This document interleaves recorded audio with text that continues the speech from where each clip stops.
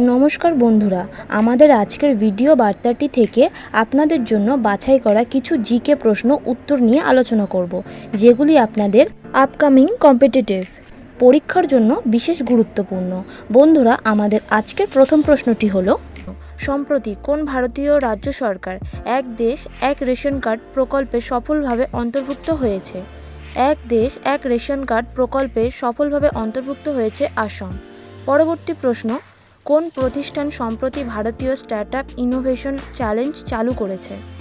নীতি আয়োগ ভারতীয় startup innovation challenge চালু করেছে। পরবর্তী প্রশ্ন, কোন দেশের প্রধানমন্ত্রী সম্প্রতি ভারত সফর করেছেন? জাপানের প্রধানমন্ত্রী ভারত সফর করেছেন। পরবর্তী প্রশ্ন, 2024 সালে G20 শীর্ষ সম্মেলন কোথায় অনুষ্ঠিত হবে? 2024 সালে G20 শীর্ষ সম্মেলন ব্রাজিলে অনুষ্ঠিত হবে। পরবর্তী প্রশ্ন, কোন ভারতীয় বিজ্ঞানী সম্প্রতি জীবনের কাজের জন্য নোবেল পুরস্কার পেয়েছেন? ডক্টর বিনায়ক সেন ভারতীয় বিজ্ঞানী জীবনের কাজের জন্য নোবেল পুরস্কার পেয়েছেন। পরবর্তী প্রশ্ন, মেঘদূত কাব্যর রচয়িতা কে? মেঘদূত কাব্যর রচয়িতা হলেন কালিদাস। পরবর্তী প্রশ্ন, কে ভারতের প্রথম প্রধানমন্ত্রীর দায়িত্ব পালন করেন? জওহরলাল নেহেরু ভারতের প্রথম প্রধানমন্ত্রীর দায়িত্ব পালন করেন। পরবর্তী প্রশ্ন, ভারতের মুক্তির সনদ কাকে বলা হয়? 1930 সালের লাহোর অধিবেশন ভারতের মুক্তির সনদ বলা হয়।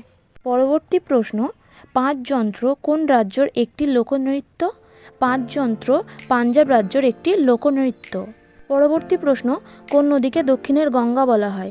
গোদাবরী নদীকে দক্ষিণের গঙ্গা বলা হয়। পরবর্তী প্রশ্ন, ভারতের প্রথম মহিলা রাষ্ট্রপতি কে?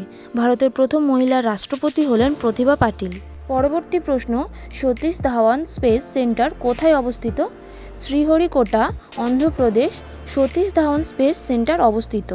পরবর্তী প্রশ্ন, মিলেনিয়াম পার্ক কোন শহরে অবস্থিত? কলকাতাতে মিলেনিয়াম পার্ক অবস্থিত।